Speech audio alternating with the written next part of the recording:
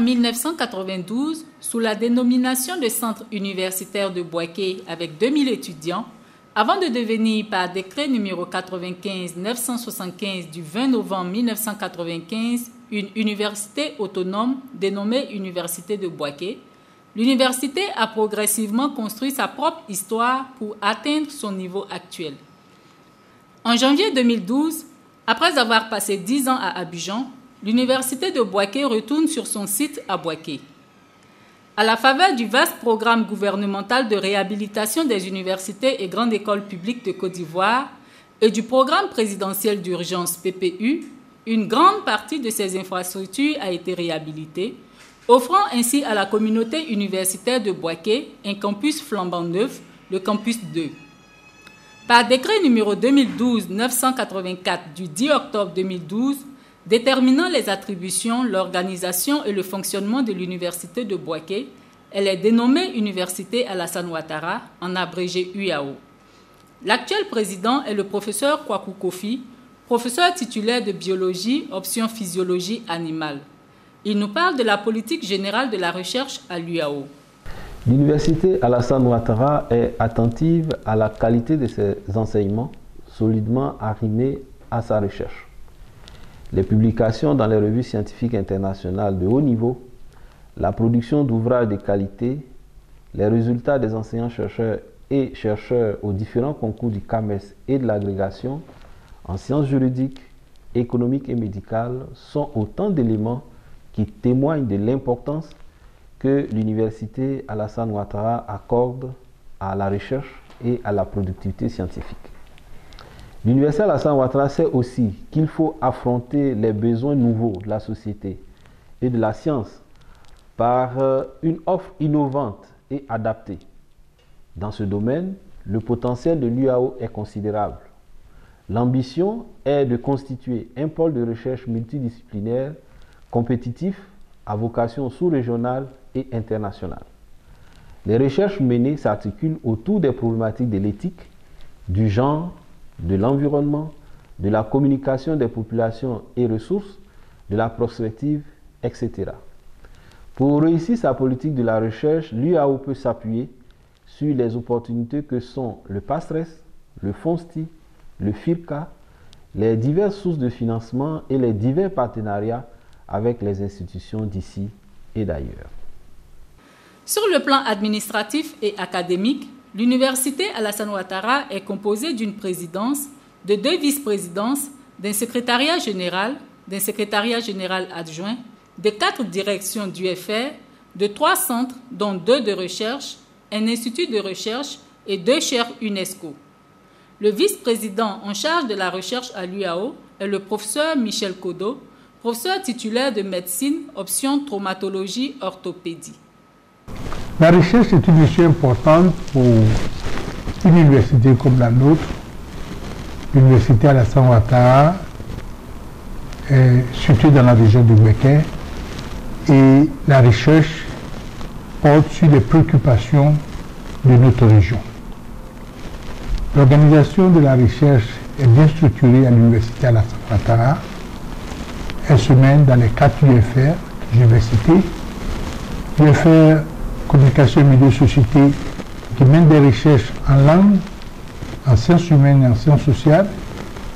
L'UFR des sciences économiques et de développement qui mène des recherches en sciences de gestion et en sciences économiques. L'UFR des sciences juridiques qui mène des recherches en sciences juridiques, en sciences politiques et aussi une recherche sur les institutions et les idées politiques. L'UFR des sciences médicales qui mène des recherches en sciences médicales et particulièrement dans notre condition qui mène des recherches en santé communautaire et en santé publique. À côté des UFR, il existe des départements particuliers comme le département des sciences et techniques qui mène des recherches en mathématiques, en informatique, en biologie, en physique et en chimie. Nous avons des centres spécialisés intégrés à l'université Alassane Ouattara.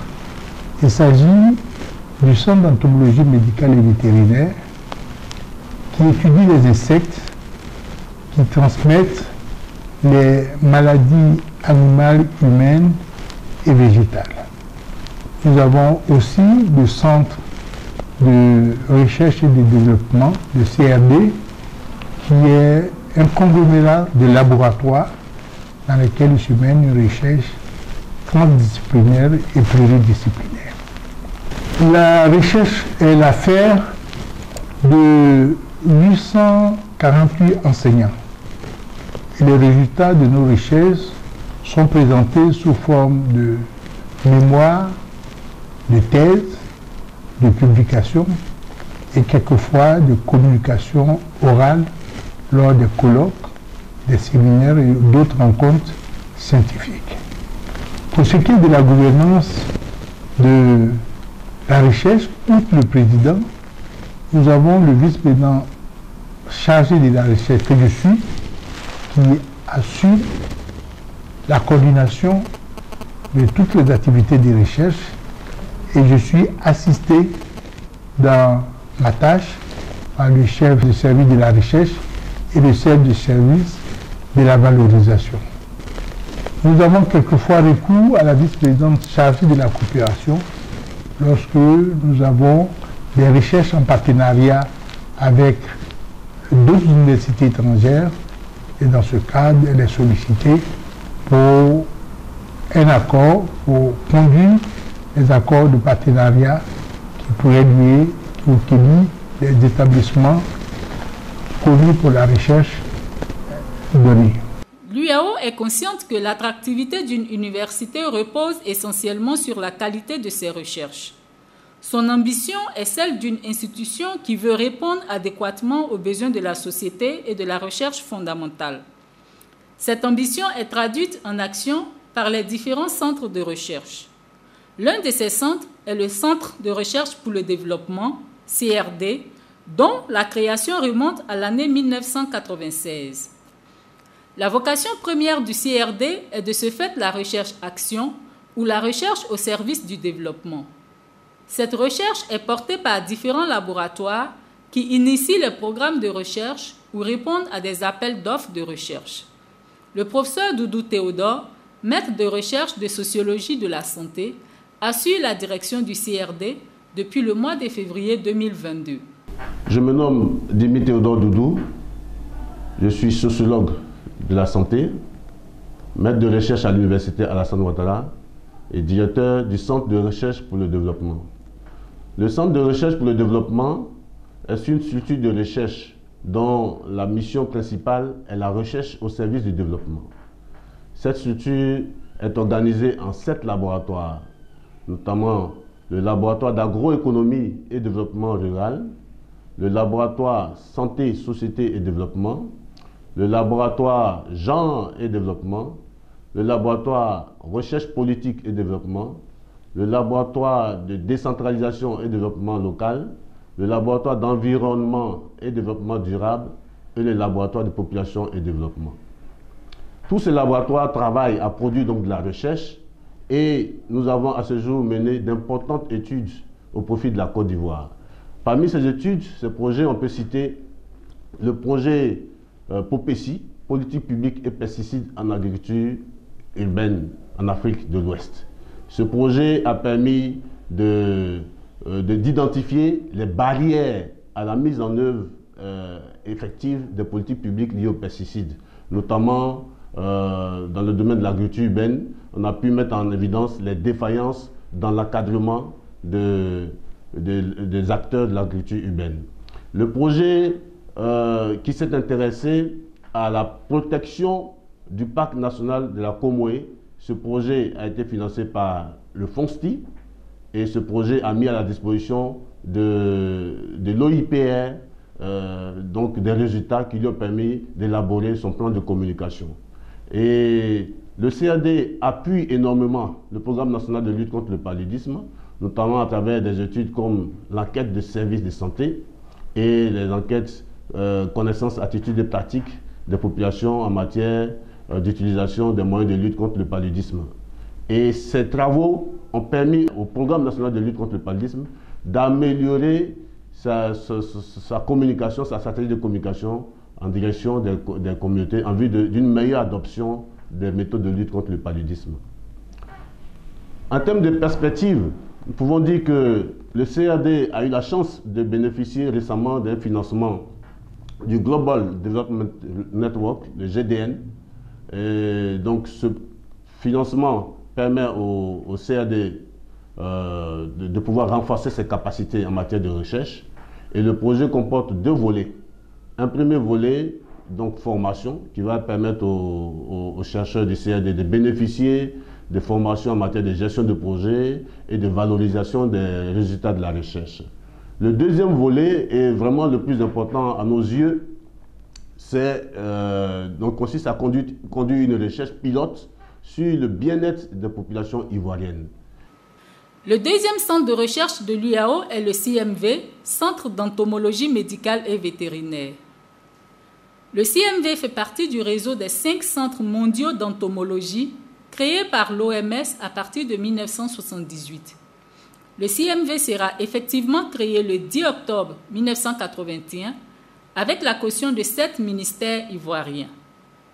Installé à Bouaké et rattaché successivement à l'université de Cocody, puis l'université d'Abobo à Djamé et enfin l'université de Bouaké, le CMV est un outil incontournable de coopération entre pays francophones dans la lutte contre les grandes endémies à transmission vectorielle. L'actuel directeur du CMV, le professeur Touré Mahama, nous en dit davantage sur sa structure. Je suis Touré Mahama, maître de conférence de génétique et directeur du Centre d'entomologie médicale et vétérinaire, CMV, depuis février 2022. Le CMV est un institut de formation et de recherche en entomologie médicale, vétérinaire et agricole.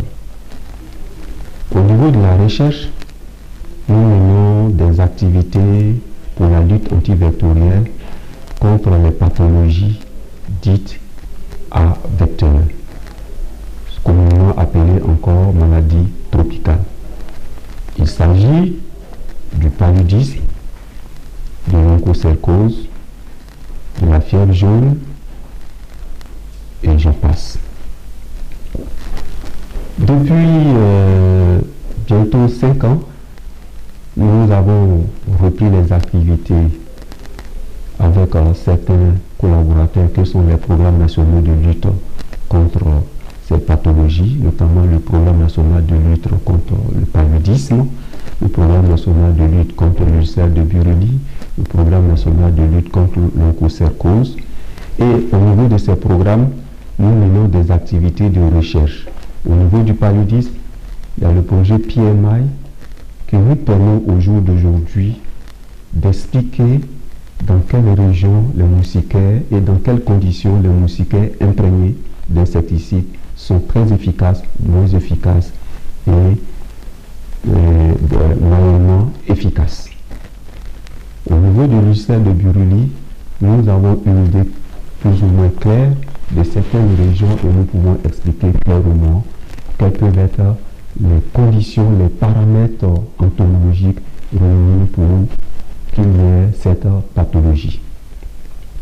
Au niveau des perspectives, le CMV entend devenir un institut, comme il était par le passé, un institut international avec des moyens modernes, j'entends par là des locaux tels qu'un insectarium moderne et les outils comme les outils de laboratoire tels que les machines à PCR pour réaliser les méthodes de biologie, les techniques de biologie moléculaire, afin que nous puissions compétir à l'international et retrouver notre place dans l'ordre. Au jour d'aujourd'hui, ces perspectives sont pratiquement sur la voie d'être exécutées puisque nous avons des initiatives qui nous permettent clairement de démontrer que d'ici quelques années, le CMV pourra mener à bien ses missions. Placé sous la tutelle de l'Université Alassane Ouattara, l'Institut multipolaire d'études de recherche et de formation en indicamétrie en abrégé IMERFI, a été créé par arrêté ministériel numéro 267 du 30 mars 2006. Ses principales missions consistent à assurer la formation universitaire et qualifiante en indicamétrie, assurer la recherche fondamentale et appliquée en indicamétrie, assurer la consultance à travers des missions d'études. Le directeur de l'IMERFI, le professeur Annie Désiré, maître de conférences de philosophie, est le principal promoteur de l'indicamétrie en Côte d'Ivoire.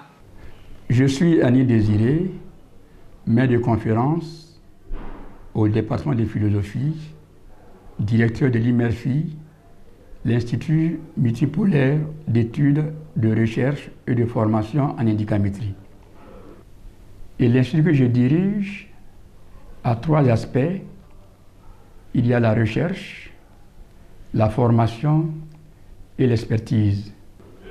Pour l'occasion, je mettais l'accent sur le pôle de recherche, qui se décline en deux principaux axes.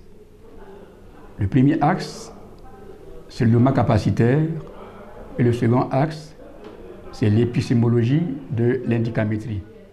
Le pôle de recherche en épistémologie étudie les fondements épistémologiques de l'indicamétrie. Le second pôle, développement capacitaire, parle d'abord d'une critique des modèles de développement, en l'occurrence les développements macroéconomiques, pour arriver sur un développement spécifique que nous appelons développement capacitaire. Ce développement capacitaire parle du postulat suivant: en tout homme, il y a des capacités d'auto-développement, il y a des capacités de pouvoir s'inscrire dans la modélisation. À partir de ces recherches, nous sommes arrivés à deux résultats. Le premier résultat théorique, qui se décline dans les communications et les publications qui sont faites dans le cadre même du CAMES. Nous avons ici une revue qui est affiliée à l'édition Harmattan, la collection Arc-en-Ciel. En termes de résultats pratiques, nous avons un projet avec la scolarité, et ce projet, le lancement a été fait sous la direction du vice-président chargé de la pédagogie et de la recherche le 29 juillet dernier, où nous allons travailler sur l'évaluation prédictive de l'orientation des élèves, des étudiants de l'université Alassane Ouattara. En termes de perspectives de recherche, je crois que l'indicamétrie est une discipline naissante. Elle a besoin d'être soumise à une critique transdisciplinaire. À cet effet, nous avons mis sur pied un laboratoire dénommé Laboratoire d'études transdisciplinaires et de recherche en indicamétrie. En plus de ces centres qui font de la recherche le substratum de leurs activités, l'UAO abrite également deux chaires UNESCO. La dernière en date a été accueillie le 23 mars 2022 suite à la co-signature de l'accord entre le président de l'université Alassane Ouattara, le professeur Kwaku Kofi, et la directrice générale de l'UNESCO, Mme Audrey Azoulay. Il s'agit de la chaire UNESCO Anticipation, Prospective et Territoire durable, la première chaire UNESCO dédiée à la prospective en Afrique noire francophone. Nommé par le président de l'université Alassane Ouattara en accord avec l'UNESCO, le docteur Kwasi Kwame Sylvestre, maître de conférence en géographie, en est le titulaire. La chaire UNESCO Anticipation, Prospective et Territoire durable de l'université Alassane Ouattara est la dernière née des structures de cette institution universitaire. Elle a été créée officiellement le 23 mars 2022 et elle dispose d'une direction de la recherche. Le fonctionnement de cette direction est structuré autour d'un plan de recherche qui a 7 axes. Le premier porte sur les questions de population, de santé et de développement durable. Le second porte sur les questions de prospective, gestion des ressources animales et halieutiques. Le troisième porte sur les questions de géoprospective environnementale. Ensuite, prospective et inégalité urbaine. Il y a aussi des questions de prospective et de gouvernance des territoires ruraux. et prospective, mobilité et transport durable. Donc, c'est un plan de recherche qui est assez important et en termes d'activité, malgré sa jeunesse, la chaire UNESCO a organisé du 26 au 28 juillet dernier, c'est-à-dire en 2022, à la faveur de son inauguration, son premier colloque international qui a réuni plusieurs centaines de chercheurs venus de Côte d'Ivoire et d'ailleurs. Le thème portait sur la prospective de la gouvernance des territoires en Afrique face aux enjeux du développement durable. En termes d'activité, actuellement, la chaire UNESCO appuie un certain nombre de collectivités, notamment les districts autonomes du Bas-Sassandra et le district autonome de la vallée du Badama, en les appuyant dans l'élaboration de leurs programmes de recherche, notamment sur les questions de développement territorial, ce que nous faisons à l'horizon 2040. Ensuite, nous appuyons aussi des organisations sous-régionales, notamment l'UEMOA, et à ce titre-là, la chaire UNESCO, en groupement avec une structure de l'université Félix Houphouët-Boigny, réalise le schéma, du moins l'étude prospective de l'UEMOA à l'horizon 2040, et dans le cadre évidemment d'un programme de recherche avec le Parc national de la Comoé et l'Office ivoirien des parcs et réserves de Côte d'Ivoire, la chaire UNESCO va lancer un projet de recherche qui porte sur l'élaboration d'une étude, de la réalisation d'une étude prospective du Parc national de la Comoé à l'horizon 2040, et ceci sur la période 2022-2024. En guise de perspective pour les années à venir, la chaire UNESCO Anticipation et Prospective Territoire durable de l'Université Alassane Ouattara s'apprête à lancer un appel en 2023 pour l'organisation du 50e de la prospective en Côte d'Ivoire, et à cet effet, en 2024, nous aurons un colloque international qui porte un peu sur la contribution de la prospective au développement du continent africain. Et ensuite, il y a un certain nombre d'activités de valorisation, des activités de recherche que nous faisons à l'endroit des districts autonomes et conseils régionaux de Côte d'Ivoire, à l'endroit de l'UEMOA dans le cadre de l'étude prospective UEMOA 2040 et aussi au niveau du Parc national de la Comoé. Donc, il y a des activités de valorisation qui sont en vue, que nous allons lancer, et tout cela devrait permettre évidemment à pouvoir renforcer, consolider les activités de recherche au niveau de la chaire UNESCO Anticipation, Prospective et Territoire durable de l'Université Alassane Ouattara.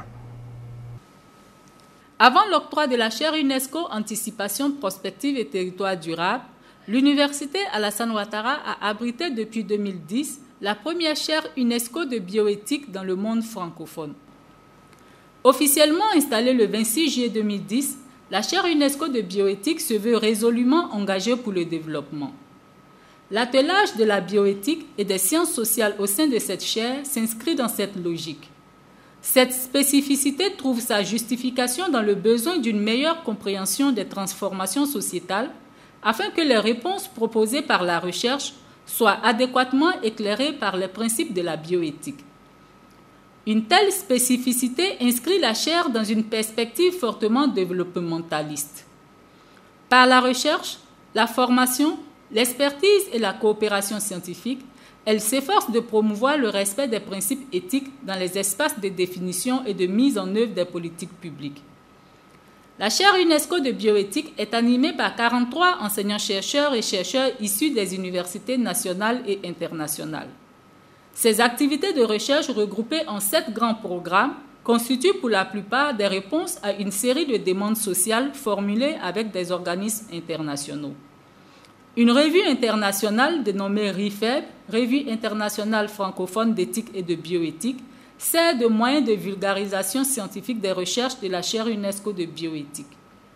Par ailleurs, l'une des faiblesses de l'Université Alassane Ouattara, qui avait été relevée en 2016 au cours de son auto-évaluation, était l'absence d'une UFR des sciences et techniques.